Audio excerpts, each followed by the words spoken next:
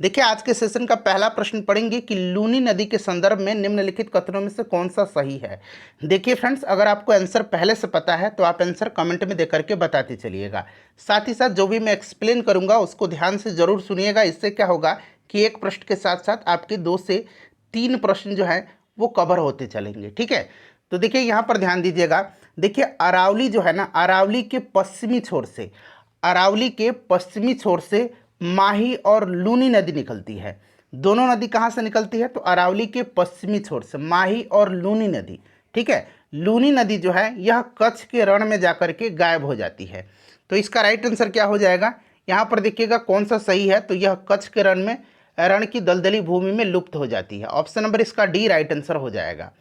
देखिए फ्रेंड्स, हम लोगों ने बिहार एसएससी के द्वारा अब तक जितने भी एग्जाम कंडक्ट करवाए गए हैं बिहार एसएससी के द्वारा, उनमें जितने भी प्रश्न पूछे गए हैं, चाहे वो सीजीएल का हो या इंटर लेवल का हो, ठीक है, उन सभी प्रश्नों को हमने सब्जेक्ट वाइज आपको कवर करा दिया। हिस्ट्री का अलग वीडियो में, पॉलिटी का अलग वीडियो में, ज्योग्राफी का अलग वीडियो में, साइंस का अलग वीडियो में।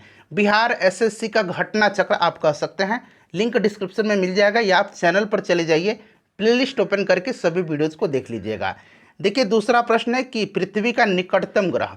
अब यहाँ पर ध्यान से सुनिए, अगर हम सूर्य से दूरी के अनुसार बात करें तो सूर्य से दूरी के अनुसार सबसे पहले बुध, बुध के बाद शुक्र, शुक्र के बाद पृथ्वी, फिर मंगल, बृहस्पति, शनि, अरुण और वरुण आता है। वहीं पृथ्वी से दूरी के अनुसार यहाँ प्रश्न में वही पूछा गया है कि पृथ्वी का निकटतम ग्रह कौन सा है। तो पृथ्वी की दूरी के अनुसार हम बात करें तो सबसे पहले शुक्र आएगा, यानी कि राइट आंसर इसका ऑप्शन नंबर बी हो जाएगा, शुक्र। उसके बाद मंगल आएगा, फिर बुध आएगा, फिर बृहस्पति, शनि, अरुण और आखिर में वरुण आता है। क्लियर? ये देखिए शुक्र जो है फ्रेंड्स, ध्यान रखेंगे यह पृथ्वी के विपरीत दिशा में अर्थात पूर्व से पश्चिम की दिशा में यह घूर्णन करता है। इसके पास कोई भी उपग्रह नहीं है और इसको अर्थ सिस्टर कहा जाता है, यह कि पृथ्वी का इसको बहन कहा जाता है, अर्थ ट्विन कहा जाता है, यानी कि पृथ्वी की जुड़वा भी इसको कहा जाता है। यह सबसे गर्म ग्रह है, सांझ का तारा या फिर भोर के तारा के नाम से इसको जाना जाता है। ये सभी आप ध्यान रखिएगा।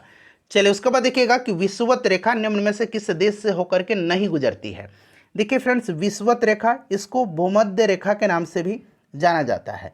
यह 0 डिग्री अक्षांश की रेखा है, इसको भी ध्यान रखिएगा। और यह 3 महाद्वीप से होकर के, 3 महादेश से होकर के गुजरती है। कौन कौन से ये महादेश हैं? तो दक्षिणी अमेरिका, अफ्रीका एवं एशिया से होकर के गुजरती है। और एशिया में यह मालदीव के अलावा इंडोनेशिया से भी होकर के गुजरती है, ध्यान रखिएगा। देखिए ये बोत्सवाना से होकर के नहीं गुजरती है, इसको आप निश्चित रूप से ध्यान रखेंगे। चलिए उसके बाद देखिएगा कि निम्न में से कौन अवसादी चट्टान नहीं है, नहीं पूछा गया है इसमें से। तो देखिए इसमें से जो अवसादी चट्टान नहीं है ये आपका कौन सा हो जाएगा, बताइए राइट आंसर। तो ये आपका हो जाएगा डायोराइट। देखिए बलुआ पत्थर, चूना पत्थर, स्लेट, यहाँ मैं लिख देता हूँ स्लेट, ठीक है। यहाँ पर देखिएगा कांग्लोमरेट, उसके बाद नमक की चट्टान और सेलखरी, सेलखरी यहाँ मैं लिख देता हूँ सेलखरी, ठीक है। ये सभी जो है यह अवसादी चट्टान के उदाहरण हैं। बलुआ पत्थर, नमक की चट्टान, कांग्लोमरेट, उसके बाद मैंने स्लेट बताया आपको, सेलखड़ी बताया, ठीक है फ्रेंड्स। ये सभी जो है अवसादी चट्टान के उदाहरण है और नहीं पूछा गया है तो ये डायोराइट हो जाएगा। उसके बाद देखिएगा कि भारत की समुद्री सीमा से संबद्ध देश कितने हैं, ठीक है, यानी कि जो जलीय सीमा लगती है ये कितने देशों से लगती है? तो ये 7 देशों से, और स्थलीय सीमा भी 7 ही देशों से लगती है, दोनों को ध्यान रखेंगे। जलीय सीमा 7 देश से लगती है, यानी कि समुद्री सीमा ये देश कौन कौन से हैं तो इसको भी आप ध्यान रखिएगा। ये देश है पाकिस्तान, मालदीव, श्रीलंका, बांग्लादेश, म्यांमार, थाईलैंड और इंडोनेशिया। देखिए दक्षिणी गोलार्ध में पवन के बाईं ओर विचलन का क्या कारण है? तो इसका जो कारण है यह पृथ्वी का घूर्णन है। Option number B right answer इसका हो जाएगा। उसके बाद देखिए भारत में सबसे बड़ी मीठे पानी की झील कौन सी है? तो सबसे बड़ा पूछा गया है तो ये आपका कौन सा हो जाएगा? उलर झील हो जाएगा, जो कि जम्मू कश्मीर में है। वेरीनाग भी जम्मू कश्मीर में ही है, डल झील भी जम्मू कश्मीर में है, सांभर झील जो है ये राजस्थान में है। उसके बाद चलिए अगला प्रश्न है कि आचार्य विनोबा भावे के द्वारा भूदान आंदोलन के प्रारंभ में निम्नलिखित स्थानों में से कौन सा एक उससे संबद्ध था? तो देखिए भूदान आंदोलन और ग्रामदान आंदोलन, इनसे कौन जुड़ा हुआ है? तो विनोबा भावे, ध्यान रखिएगा। और देखिए ये भूदान आंदोलन जो है इन्होंने इसको स्टार्ट कब किया था? तो 1951 में, 1951 में किया था। कहाँ से? तो उस समय तत्कालीन आंध्र प्रदेश के पोंचमपल्ली से, जो कि पोंचमपल्ली अब तेलंगाना में है। तो ये पोंचमपल्ली हो जाएगा। उसके बाद देखिएगा कि 2023 में 15वां पुरुष हॉकी विश्व कप का आयोजन कहाँ किया जाएगा? तो ये किया जाएगा अपने प्यारे भारत में। तो option number A right answer हो जाएगा भारत में। देखिए, निम्नलिखित में से कौन सा कारण या उपाय मृदा सुधार के लिए उपयुक्त नहीं है? यानी कि मृदा सुधार के लिए उपयुक्त नहीं है। तो इसमें से उपयुक्त जो है ये फसल चक्र है, मिश्रित कृषि है और बहुफसली कृषि है। क्लियर? ये झूम कृषि जो है ना, यह जो है यह मृदा का सुधार से संबंधित नहीं है। झूम कृषि जो है यह पहाड़ी इलाकों में की जाने वाली, अगर हम बात करें तो पूर्वोत्तर भारत में की जाने वाली एक प्रकार की स्थानांतरणशील खेती है। ठीक है, तो ऑप्शन नंबर इसका डी राइट आंसर हो जाएगा। उसके बाद देखिएगा कि भारत का सबसे बड़ा बंदरगाह कौन सा है? तो इसमें से कौन सा हो जाएगा? मुंबई हो जाएगा। नेक्स्ट क्वेश्चन देखिएगा कि विक्टोरिया झील निम्नलिखित में से किस अफ्रीकी देश से अपनी सीमा साझा नहीं करती है? अब यहाँ पर थोड़ा सा ध्यान से सुनना होगा, अन्यथा इसमें आपको डाउट क्रिएट हो जाएगा। देखिए, ये विक्टोरिया झील जो है ना, विक्टोरिया झील यहाँ पर देखेंगे तंजानिया, युगांडा और कीनिया, इन 3 अफ्रीकी देशों में यह विस्तृत है। लेकिन जबकि ध्यान रखना है आपको, इसका प्रसार क्षेत्र जो है बुरुंडी और रवांडा में भी है। प्रसार क्षेत्र पूछा जा रहा है। अगर हम बात करें कि यह सीमा साझा नहीं करता है तो ये रवांडा से नहीं करता, केवल प्रसार क्षेत्र है। जबकि यह विस्तृत केवल 3 देशों में है, तंजानिया, युगांडा और कीनिया में ही। इसको ध्यान से सुनिएगा। और इसका प्रसार क्षेत्र बुरुंडी और रवांडा में भी है। बुरुंडी यहाँ मैं लिख देता हूँ, ठीक है, बुरुंडी और रवांडा में है। क्लियर? ध्यान रखेंगे, रवांडा के कुछ ही हिस्सों में है। और इसको जो है, ये जो विक्टोरिया झील है, इसको डार्विन की ड्रीम पोंड के नाम से जाना जाता है। डार्विन की, यहाँ मैं लिखता हूँ डार्विन की ड्रीम पोंड के नाम से इसको जाना जाता है। ठीक है, ध्यान रखिएगा, इंपॉर्टेंट है। और यह दुनिया की world second largest fresh water lake by surface area है आफ्टर लेक सुपीरियर। ठीक है, ध्यान रखिएगा। चलिए, उसके बाद देखिएगा कि बिहार के किस जिला को वर्मी कंपोस्ट का जनक माना जाता है? तो यह जिला बेगूसराय है। उसके बाद देखिए, निम्न में से कौन सा बाघ अभ्यारण्य अरुणाचल प्रदेश में स्थित है? तो अरुणाचल में जो है इसमें से कौन सा है? पखुई है। ओरांग जो है असम में है, डम्फा जो है ये मिजोरम में है, इंद्रावती जो है ये छत्तीसगढ़ में है। चलिए, उसके बाद देखिएगा कि जैन धर्म के बारे में असत्य कथन बताना है।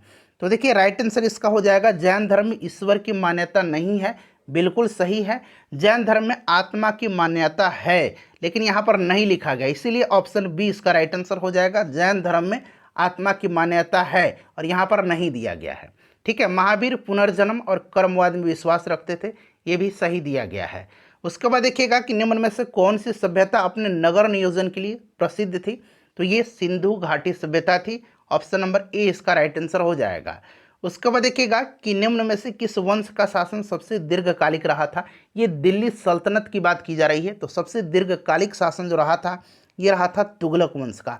और सबसे कम पूछेगा तो खिलजी वंश का। ठीक है, चलिए, उसके बाद देखिएगा कि अब्दुल रज्जाक ने विजयनगर साम्राज्य की यात्रा किसके शासनकाल में किया था? तो अब्दुल रज्जाक आया था देवराय द्वितीय के शासनकाल में। अच्छा, देवराय प्रथम के शासनकाल में निकोलो कोंटी आया था। कौन? निकोलो कोंटी आया था। कृष्णदेव राय के समय में बारबोसा और डोमिंग पायस आए हुए थे।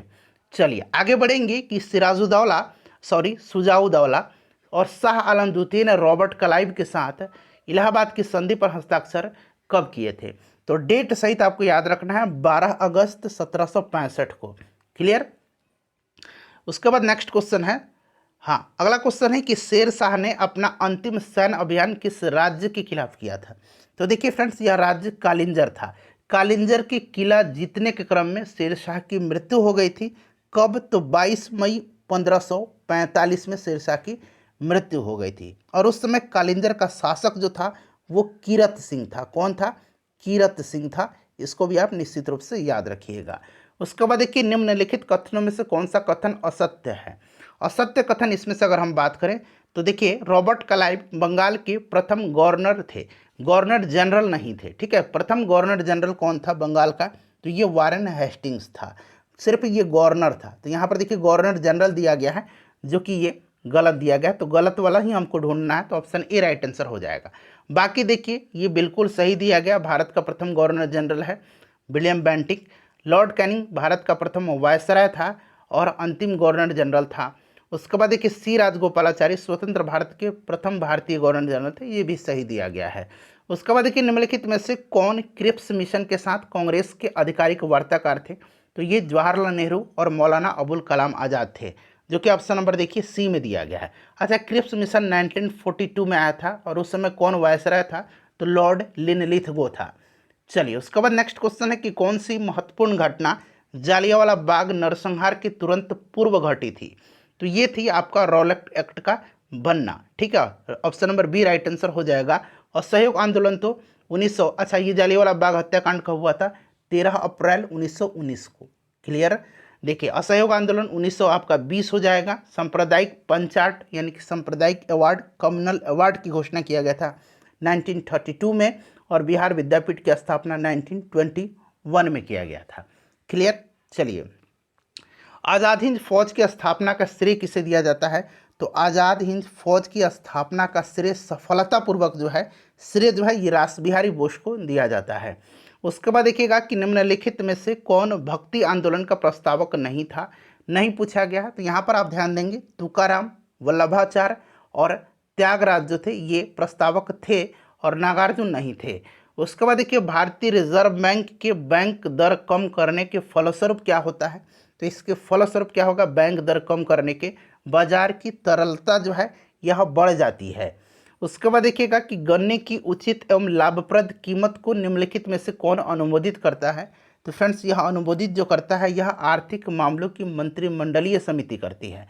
ठीक है, ऑप्शन नंबर इसका ए जो होगा राइट आंसर हो जाएगा। बाजरा का सर्वाधिक उत्पादक राज्य कौन सा है? तो बाजरा का सबसे ज़्यादा उत्पादन राजस्थान हो जाएगा। उसके बाद देखिए क्रिस्टलीकरण निम्न में से किसका उदाहरण है? तो क्रिस्टलीकरण जो है यह भौतिक परिवर्तन का उदाहरण है। उसके बाद देखिए जल विद्युत का उत्पादन किस सिद्धांत पर कार्य करता है? फ्रेंड्स प्लीज़ अगर आपने अब तक वीडियो को नहीं लाइक किया है तो प्लीज़ लाइक कर दीजिएगा। ठीक है, देखिए मैं कंटिन्यू आपके लिए मेहनत करते रहता हूँ, सो प्लीज़ लाइक करिएगा। तो देखिए राइट आंसर इसका हो जाएगा गुरुत्वीय स्थितिज ऊर्जा और ऊर्जा संरक्षण सिद्धांत। तो ए और बी दोनों राइट आंसर हो जाएगा। उसके बाद देखिए निम्नलिखित में से कौन सी मूल भौतिक राशि नहीं है? अच्छा, टोटल मूल भौतिक राशि फंडामेंटल यूनिट्स कितने हैं? तो टोटल 7 हैं। कौन कौन से हैं? तो इनका नाम भी आपको याद रखना है। लंबाई, द्रव्यमान, समय, विद्युत धारा, ताप, ज्योति तीव्रता और पदार्थ की मात्रा। तो ये 7 हैं, इसमें से वेग नहीं है। उसके बाद देखिए निम्न में से किस बल के कारण दूध से क्रीम को अलग किया जाता है, पृथक किया जाता है? तो ये सेंट्रीफ्यूगल फोर्स है, यानी कि अपकेंद्री बल है। उसके बाद देखिएगा कि भारत में सर्वप्रथम न्यूनतम समर्थन मूल्य एमएसपी की अवधारणा को किस समिति की सिफारिश पर लागू किया गया था? तो देखिए फ्रेंड्स इसको लागू कब किया गया था? तो याद रखेंगे 1965 में किया गया था, लक्ष्मीकांत झा समिति की सिफारिश पर। सिगरेट लाइटर में निम्नलिखित में से कौन सी गैस प्रयुक्त होती है? तो इसमें से ब्यूटेन का इस्तेमाल किया जाता है। सबसे अधिक जो है रिएक्टिव मेटल कौन सा है? सबसे अधिक क्रियाशील धातु कौन सी है? तो ये पोटेशियम है। सिंबल इसका याद रखेंगे के होता है। ठीक है, चलो उसके बाद देखिएगा सबसे बड़ा स्तनपायी कौन सा है? तो सबसे बड़ा वेल हो जाएगा। इसमें से सौर ऊर्जा एटीपी में बदलती है। तो ये कहाँ पर? तो ये क्लोरोप्लास्ट में बदलती है। उसके बाद देखिए निम्नलिखित में से कौन मानव शरीर की सबसे छोटी हड्डी है? तो सबसे छोटी हड्डी जो है ये कान की हड्डी है और ये स्टेपी है। ठीक है, सबसे लंबी हड्डी जांघ की हड्डी है और इसका नाम फीमर है। चलिए उसके बाद देखिएगा कि निम्न में से कौन लसिका का कार्य है? तो यहाँ पर देखिएगा जो लिम्फ है, लसिका में उपस्थित लिम्फोसाइट्स हानिकारक जीवाणुओं का भक्षण करता है और हमारी रोकथाम करता है रोगों से। ठीक है, ये सही है। लसिका लिम्फोसाइट का निर्माण करती है, सही है। लसिका घाव भरने में भी सहायक होती है। तो ये सभी सही हैं, उपयुक्त सभी इसका राइट आंसर हो जाएगा। उसके बाद देखिएगा कि निम्न में से सबसे मीठी चीनी कौन सी है? तो इसमें से सबसे मीठी चीनी फ्रुक्टोज है। उसके बाद देखिएगा कि जब हम अपने बिजली बिल का भुगतान करते हैं तो हम किसके लिए भुगतान करते हैं? तो जो एनर्जी हम लोग यूज़ करते हैं उसी के लिए हम लोग पे भी करते हैं। तो उपयोग हुए ऊर्जा यानी कि एनर्जी के लिए। मादा युग्मक को क्या कहा जाता है? बहुत सा सिंपल है, अंडाणु कहा जाता है। वर्षा की मात्रा निर्भर करती है। तो ये जो आपका एटमॉस्फेयर होता है ना, उसकी नमी पर, यहाँ पर देखिए वायुमंडल की नमी पर करता है। यूएनईपी यानी कि यूनाइटेड नेशन इन्वायरमेंटल प्रोग्राम इसको कहा जाता है, हिंदी में संयुक्त राष्ट्र पर्यावरण कार्यक्रम कहा जाता है। इसका मुख्यालय पूछा गया है तो कीनिया के नैरोबी में है, कीनिया शहर के नैरोबी में जो है इसकी हेडक्वार्टर है। उसके बाद देखिएगा कि भारत के संविधान की उद्देशिका में जो है निम्नलिखित शब्दावली जिस अनुक्रम में दी गई है वह कौन सा है, तो यह अनुक्रम जो है संपूर्ण प्रभुत्व संपन्न समाजवादी पंथनिरपेक्ष लोकतंत्रात्मक गणराज्य है। उसके बाद देखिएगा कि भारत में फ्रांसीसियों ने अपना सबसे पहला कारखाना जो है निम्नलिखित स्थानों में से कहाँ लगाया था, तो देखिए फ्रांसीसियों ने सबसे पहला कारखाना जो है फ्रैंक कैरो के द्वारा सूरत में 1668 में स्थापित किया था, तो ये देखिएगा सूरत हो जाएगा। निम्नलिखित में से कौन एक स्थानीय सरकार के कार्यों में नहीं आता है, तो देखिए इसमें से नहीं आता है तो आता कौन कौन सा है, लोक स्वास्थ्य, सफाई और सार्वजनिक उपयोग की सेवाएं। ये ऑप्शन डी जो है सार्वजनिक व्यवस्था बनाए रखना, ये जो लोकल गवर्नमेंट है, स्थानीय सरकार है, इसके कार्यों में नहीं आता है। निम्नलिखित में से कौन निर्धारित करता है कि कोई विधेयक धन विधेयक है या नहीं है, तो यह लोकसभा का अध्यक्ष करता है। वित्तीय आपातकाल कितने समय के लिए लागू किया जा सकता है, वित्तीय आपातकाल अनुच्छेद 360 में है और इसकी कोई भी अधिकतम अवधि नहीं है। उसके बाद देखिएगा कि भारत में महान न्यायवादी के संबंध में निम्नलिखित में से कौन सा कथन सही नहीं है, तो यहाँ पर देखिएगा अनुच्छेद 76 में महान न्यायवादी का वर्णन है, राष्ट्रपति के प्रसाद पर्यंत यह पद धारण करता है, लोकसभा की किसी भी समिति का सदस्य हो सकता है, केंद्रीय कैबिनेट का सदस्य होता है, ये गलत दिया गया है।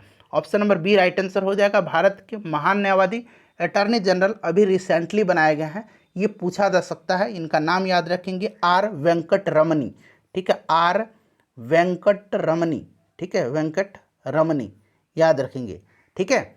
चलिए, इससे पहले के वेणुगोपाल थे और वेणुगोपाल और वेंकट रमनी, ठीक है, ये मिलता जुलता नाम है तो याद रखेंगे। उसके बाद देखिएगा कि नगर निगम का अध्यक्ष कौन होता है, तो ये महापौर होता है।